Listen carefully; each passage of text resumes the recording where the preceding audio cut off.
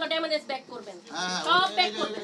মূল পয়েন্ট এটা আমরা বুঝতে পারি সব কিছু হ্যাঁ কি মূল পয়েন্ট এটা আপনি জীবন ফিরিয়ে দিতে পারবেন এখন ঠিক করে দিতে পারবেন আগের অবস্থায় দিতে পারবেন এটা মূল পয়েন্ট এই যে এটা ফিরিয়ে দিতে পারবেন আপনি আপনারা অপারেশনের আগে সব টাকা নিয়ে নিতেছেন সব টাকা অপারেশনের আগে নিয়ে নিতেছেন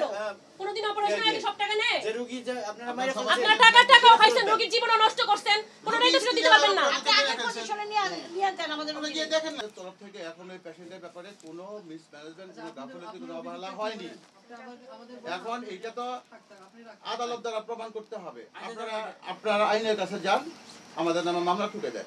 আচ্ছা ঠিক আছে আপনাদের অভিযোগটা কি বলেন তো আপা যে পেশেন্ট সেটা হচ্ছে আমার মা ওনার সাথে তো আমি তো ওনাকে চিনি না ওনার হসপিটাল উনি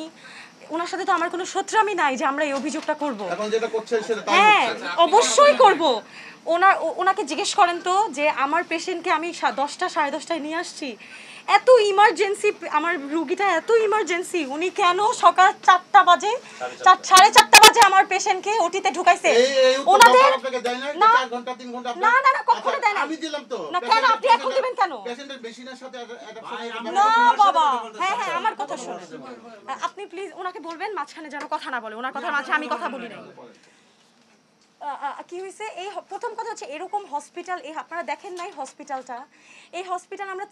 জীবনে দেখি নাই খুব বিপদে মানে কোনো এখানে আশেপাশে মানে খুব বিপদে যে আপাতত নিয়ে আসছি যে দূরে কোথাও নিয়ে যেতে গেলে যদি কিছু হয়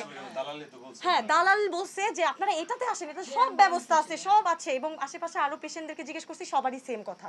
ওনাদেরকে এভাবেই নিয়ে আসা হয়েছে তো নিয়ে আসছি 10টা বাজে এবং যেই কথাটা যে ঠিক আছে আমার ধরলাম আমার পেশেন্ট 80% ড্যামেজ 20% বাঁচার চান্স আছে সব মাইনা নিছি সবই বুঝছি এই কথাটা কি 50 জন বলতে হয় 4টা পর্যন্ত আপনি আমাকে বলেন না এর রুমে একবার মিটিং ওই রুমে একবার মিটিং তার রুমে একবার মিটিং সবাই একই কথা 4টা পর্যন্ত বলছে আমাদেরকে আমরা প্রথম ডক্টরের সাথে যখন কথা বলেছি ওই 10:30 11টা 12টা বাজে ধরেন 12টা বা 1টা বাজেই ধরেন যখন ওই ডক্টরের সাথে আমরা কথা বলেছি যিনি সার্জন যিনি আমার মার অপারেশন করেছে তিনি আমাদেরকে প্রথমেই বুঝায় বলছে ওনার এত মানে ওনার কথা শুনলে মনে হয় এত আনএডুকেটেড এত ইলিটারেট মানে ওনার কথা শুনলেই আপনি বুঝবেন কোনো কথাই উনি বুঝাই বলতে পারেন উনি বলছে না সিসি ক্যামেরায় দেখাবে উনি যেন দেখায় সবার ক্লিপটাই যেন উনি দেখায় তো উনি কেমনে যেন বলে এই সেই মানে খুব সিম্পলি খুব উনি অনেক হাই রিস্ক সবই শুনছি খুব হাই রিস্ক খুব এই খুব সেই আমরা সব শুনছি শুনে বলছে যে আমরা বলছি যে তাহলে এটা কি বলছে এখন এটা ইমার্জেন্সি অপারেশন ছাড়া কোনো ওয়ে নাই এখন এভাবে করে একটা হসপিটালে অপারেশন করবে এখানে কোনোদিন আসিও নাই তো আমি এটা জিজ্ঞেস করছিলাম যে তাহলে এটা ছাড়া মানে এটাকে এখনই করতে হবে ইমিডিয়েটলি তো উনি হেসে বলছে যে হ্যাঁ পেশেন্ট তো অনেক সিরিয়াস যত লেট করবো ততই আমাদের অলরেডি লেট ক্ষতি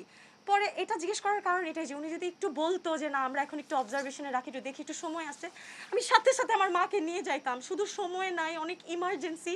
এই কারণে আমরা বলছি আচ্ছা ঠিক আছে আমরা একটু ডিসিশন নিই আমরা কথা বললাম আমরা ওনাদেরকে বিশ্বাস প্রথম থেকে না করার কারণেই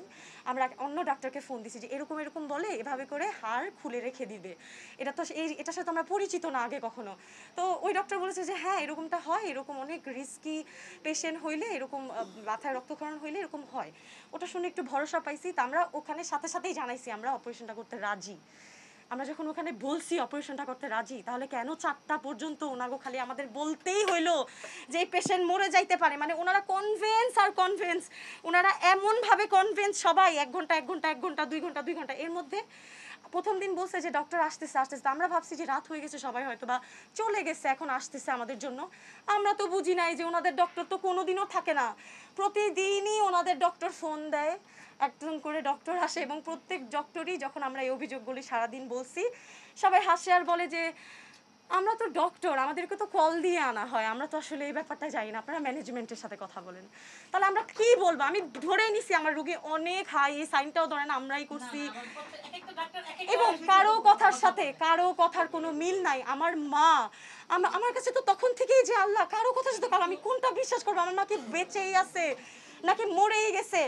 মানে কি যে 1 ঘন্টা লাগে ওনাদের আমার মার চুল কাটতে একজন আসলো 1 ঘন্টা পরে হ্যাঁ আমাদেরকে একই কথা বিশ্বাস করেন একই কথা আর তার থেকে বড় কথা ওনাদের এমন পরিবেশ আপনারা পেশেন্টগুলো দেখেন না উনি যে বললো না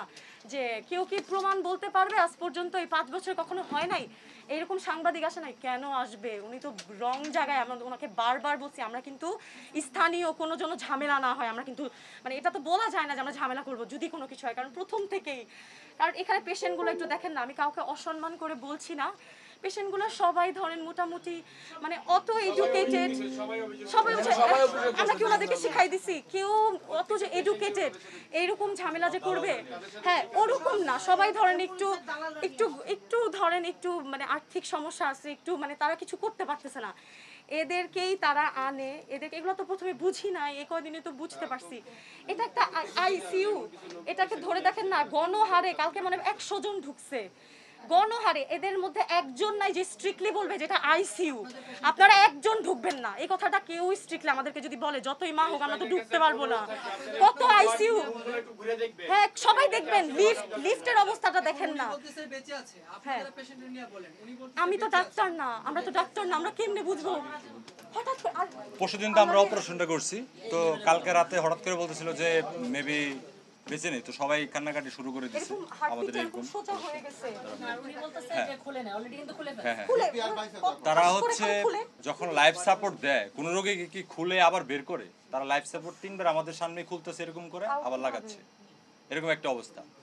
তারপরে আজকে কি হইতেছে যে তারা বলতেছে যে একজন এসে বলতেছে খুব ভালো অবস্থা, একটা ডাক্তার বলতেছে দুপুরে যে 3 মাসও লাগতে পারে 1 মাসও লাগতে পারে, আপনি ওয়েট করেন, দ্যাট মিনস আমাদের কাছ থেকে সবসময় টাকা তারা নিচ্ছেই, যে আইসিইউর টাকা, মেডিসিনের টাকা, এই টাকা তারা বিল করে যাচ্ছে। তারপর লাস্টে আরেকটা মহিলা ডক্টর ছিল, তো উনি হ্যাঁ অলরেডি 4 লাখ প্লাস মেবি, বা কম বেশি হইতে পারে আর কি, আমি সঠিক জানি না। সো তারপরে ওই মহিলাটা বললো যে না 3% চান্স আছে, মানে 3-তে চলে আসছে, যেখানে 5% হলে রোগী মারা যায় 3% আছে, দ্যাট মিনস হচ্ছে ক্লিনিক্যালি সে হচ্ছে ডেড। তো এরকম হওয়ার পরে সবাই হচ্ছে আমরা চিল্লাচিল্লি করছি, আর তখন ওনারা বলতেছে যে আপনারা চাইলে রোগীকে অন্য জায়গায় নিতে পারেন, আমাদের এখানে আর ট্রিটমেন্ট নাই, আপনি অন্য জায়গায় এমআরআই করতে পারেন, সিটি স্ক্যান করে দেখা যেতে পারে। তো আমার কথা হচ্ছে যে আপনি যখন ওনারা আবার সেটাও বলতেছে, কালকে সেটা বলছে যে আমাদের এখানে তো সিটি স্ক্যান নাই, রোগী কিন্তু হাই রিস্কে আছে, যে অন্য জায়গায় যদি সিটি স্ক্যান নিতে যায় তাহলে কিন্তু মারাও যেতে পারে, তাহলে তার এখানে সিটি স্ক্যানও নাই, এত বড় ইমার্জেন্সি একটা সে পেশেন্টের অপারেশন করলো, সিটি স্ক্যানের জন্য অন্য জায়গায় যাইতে হবে, তাহলে সে কেন এখানে এই অপারেশনটা করলো আমাদের কথা, সে আজকে তখন বলতেছে যে আপনারা তাহলে নিয়ে যেতে পারেন 3% যেহেতু চান্স আছে অন্য হসপিটালে দেখেন। তো আমার কথা হচ্ছে যে আমি এখন কেন নেব 3%, আপনারা ওই দিন কেন বলেন না আমার কাছে এই অপশন নাই, আপনারা অন্য জায়গায় যান। এখন হচ্ছে আমার রুগী 3% মিনস হচ্ছে সেই রোগী কখনোই ব্যাক করবে না, মানে সে আর বাঁচবে না, এটাই তো ওনারা আমাদের ডাক্তাররা এটাই বলছে যে 3% মিনস হচ্ছে অলরেডি চোখ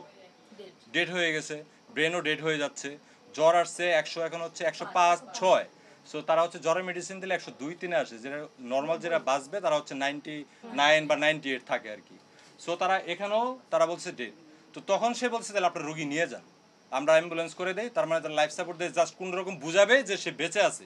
আর এইটাই আমাদের বোঝানো হচ্ছে যে এখন নিয়ে যান। তখন হচ্ছে আমাদের কথা হচ্ছে আর যে ডক্টরটা সার্জারি করছে সে কিন্তু আর আসে না এখানে, মেবি একদিন আসছিল কিনা আমি দেখি নাই, প্রতিদিনই একজন নতুন ডাক্তার আসে, নতুন ডাক্তার এক একজন এক এক কথা বলে, কজ তারা তো কেউ জানে না রিপোর্টগুলো আসলে কি হয়েছে না হয়েছে, আমাদেরই বলতে হয় যে কালকে তো ডাক্তার এটা বলছে, আবার সে বলছে আমি তো সঠিক জানি না, এটা মেবি উনি হয়তো করছে। তো কেউ মানে ভালো করে রিপোর্টগুলোই পড়েন, আর প্রত্যেকটা এখানে ওনার যত পেশেন্ট আসে, তো আমরা হচ্ছে রুগীটারে হচ্ছে ঢাকা মেডিকেল থেকে যখন রিটার্ন দিছে তখন হচ্ছে ইবনে সিনায় আনা হয়েছিল, তো ইবনে সিনায় হচ্ছে আইসিইউ খালি নাই, আমি হচ্ছে জাপান বাংলাদেশ আমি বাইরে ছিলাম আর কি মানিকগঞ্জে, তো আমি আমার এক ফ্রেন্ডকে ওইখানে আমি আইসিইউটা কনফার্ম করছিলাম, ওখানে জন্য ওয়েট করতেছিলাম, তো ওইখানে দালালি আমার হচ্ছে ফ্রেন্ডের ছোট ভাই ছিল আর হচ্ছে খালামণি ছিল, ওটা বুঝে নাই ওই দালালি এখানে নিয়ে আসছে, তো এখানে আনার পরেই ওনারা এত দিচ্ছে মানে ইমার্জেন্সি দিচ্ছে যে আমাদের হচ্ছে নিউরোলজিতে এখন ইমার্জেন্সি আমাদের হচ্ছে অপারেশন করাইতে হবে, অপারেশন না করলে মারা যাবে। সো আমরা চিন্তা করছি অন্য হসপিটাল নিতে তো মরে যাবে, যখন আমরা দেখলাম আমার আইসেই মনে হয়েছে যে এই হসপিটালটা মানে অ্যাপ্রোপ্রিয়েট না হচ্ছে আমাদের এই সার্জনের জন্য, তারপরেও আমরা করছি এখানে যে রুগী মারা যাবে সবসময় তারা একজন এই কথা বলে আরেকজন এই কথা বলতেছে, এভাবে করতে করতে আজকে 3 দিন পার করে দিচ্ছে। সো আর কোনো কোশ্চেন থাকলে আমরা বলবো। এখন আপনার রোগীর কি সমস্যা হয়েছে? তো এখন তো আপনারা বলতেছেন যে 3% আছে, দ্যাট মিন্স সে ডেড, তো এখন আপনারা নিয়ে যেতে পারেন কেন? আপনাদেরকে বলা যায় আপনি শুরু থেকে বলছেন তাহলে একটু আপনারা ভিডিও ফুটেজ তো আপনার এখানে এমআর নাই, সিটি স্ক্যান নাই, আপনি কেমনে ব্রেনের একটা ইসিজি নাই, যে এখানে কেমনে আপনি করেন এক্সরেও নাই, তাহলে আপনি কেমনে এত বড় একটা রোগী করেন? উনি বলতেছে অন্য হসপিটাল থেকে করে আসা, যারা করে আসে না তাদেরকে কি করবে উনি জিজ্ঞেস করেন তো? উনি বলছে সিরিজ ক্যান্সারে কিভাবে ব্রেন রিকভারি ওনারা যেহেতু দাঁড়ান, ওনারা যেহেতু এই জিনিসগুলো করে, আচ্ছা অপারেশন করে। প্রেস ভাই আপনাদের কি আমাকে আরো কিছু বলার আছে? না ঠিক আছে ওকে থ্যাংক আপনি আপনাদের সাথে যে কথাগুলি গত 3 দিনে বা 2 দিনে বলা হয়েছে সবগুলির অডিও ভিডিও সহ আমি ক্লিপ দিব।